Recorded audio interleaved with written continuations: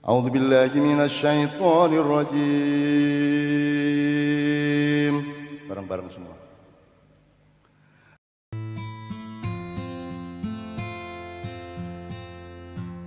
Di Sumatera, meskipun Anda orang Jawa, terus bertanya mengenai sedulur papat lima pancel.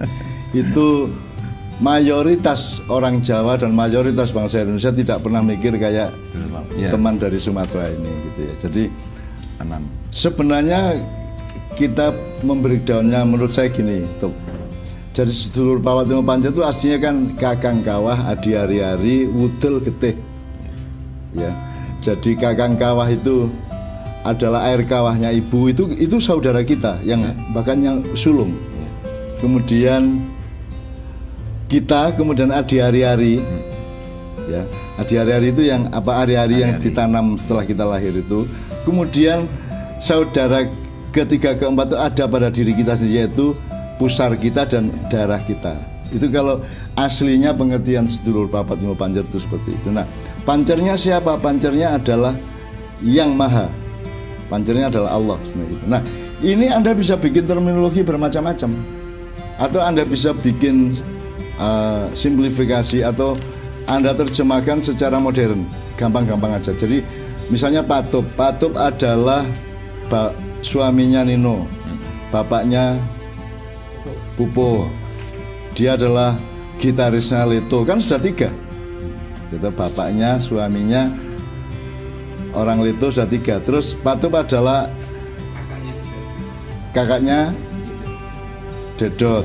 Terus Patup adalah pengusaha sini kopi, kan sudah berapa itu. Jadi sedulur kita tuh banyak sekali. Kita tuh punya fungsi sosial, punya fungsi individual, punya fungsi kultural, punya fungsi bisnis, punya fungsi macam-macam, yang semua itu adalah diri kita. Nah, jadi ada pemetaan pada diri kita itu yang jaraknya bermacam-macam. Ya. Jadi Patup sebagai suaminya Nino beda dengan Patup sebagai bapaknya Pupuh, kan gitu kan, beda sama sekali. Ngomongnya ya beda. Patup sebagai musisi, sebagai gitaris beda dengan Patup sebagai sini kopi, beda. Dan itu harus ada manajemennya. Dan itu sebenarnya manusia itu harus belajar manajemen seperti itu sejak kecil. Nah, kalau dalam pengetahuan Jawa tadi kan sebenarnya ada yang lebih software lagi dari itu. Hardware tapi software, dalam arti hardware ya, air kawahnya ibu, kemudian kita, kemudian ari-ari, kemudian pusar, dan itu kan sangat fisik. Tetapi pemahamannya kan harus sangat rohania, harus sangat nilai, kan gitu kan. Memahami udel, nek didelok materi udele ya mung bodong ngono kae to, gitu.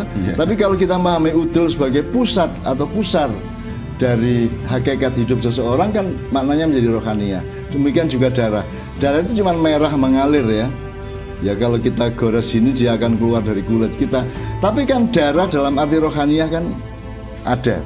Darah kan ada pemahaman-pemahaman yang lebih mendalam, yang lebih rohani, yang lebih psikologis dan gitu ya. Jadi misalnya ada kalimat getih. Iya. Wah, kayak nek main band getih kayak. Getih itu artinya dia punya totalitas, jadi dia mengerahkan seluruh jiwa raganya. Kayak wong kayak nek sembayang getih kayak. Di apa-apa ke ra iso diganggu kayak getih kayak. Getih itu artinya itu idiom yang lahir dari pola bahasa Jawa, dari getih itu darah, getih itu adalah mendarah daging. Semacam itu ya. Kalau bahasa Indonesia enggak ada getih itu. Enggak ada. Getih itu satu berusaha setotal mungkin, semendasar mungkin, seutuh mungkin, dan seterusnya. Pokoknya getih gitu ya. Nah, itu kan lahir dari makna getih sebenarnya. Karena manusia tanpa getih itu bukan manusia. Dia kehilangan dirinya, kan gitu. Nah, maka getih itu tidak hanya bermakna cairan berwarna merah. Getih atau darah itu sebenarnya punya makna yang lebih mendalam, yang lebih, dan itu terkait dengan tidak hanya dirinya sendiri, dengan dirinya dan getih itu sendiri. Darah itu terkait dengan takdir Tuhan, kehendak Tuhan, perintah Tuhan. Makanya kalau dalam Islam kan ada yang namanya inna sholati wa nusuki wa mahyaya wa mamati lillahi rabbil alamin. Itu artinya itu kalimat getih dalam Islam.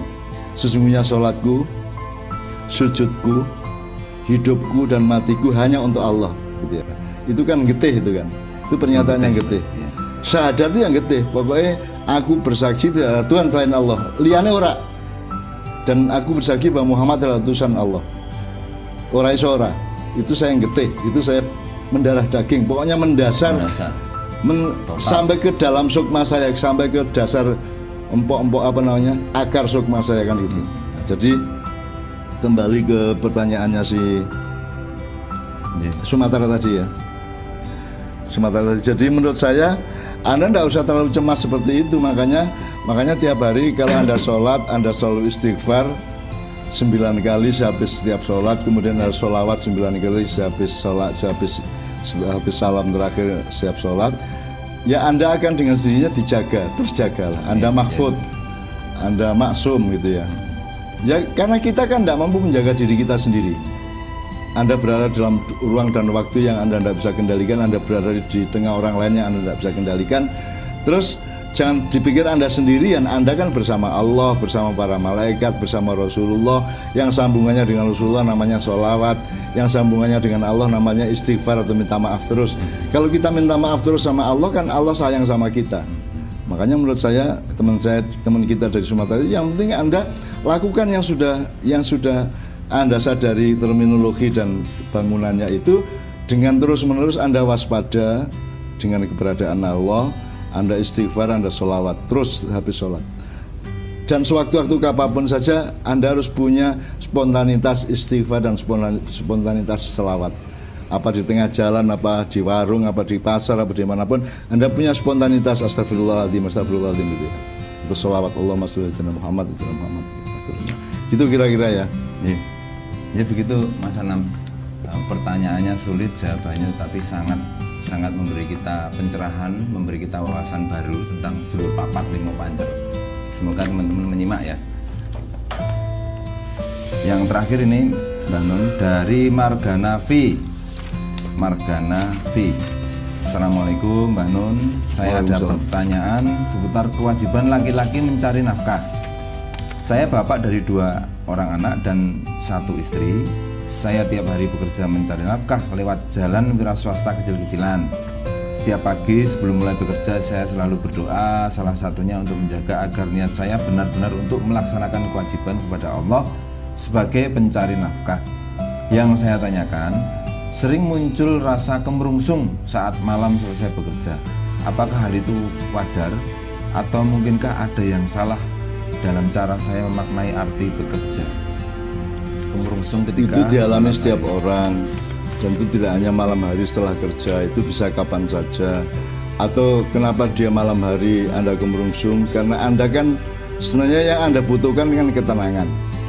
Kalau ketenangan itu belum sampai ke hati dan jiwa Anda, maka jaraknya namanya kemerungsung gitu. Maka Anda harus setiap selesai kerja, waktu pulang ke rumah atau ketika habis sholat di rumah itu dihitung kembali semua yang Anda lakukan sehari itu. Anda lakukan apa aja, salahnya di mana, benernya di mana, mulianya di mana, hinanya di mana.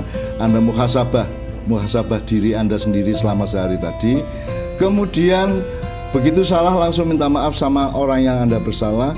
Dan kalau itu dosa, Anda mohon maaf kepada Allah. Makanya tetap kuncinya adalah istighfar dan sholawat.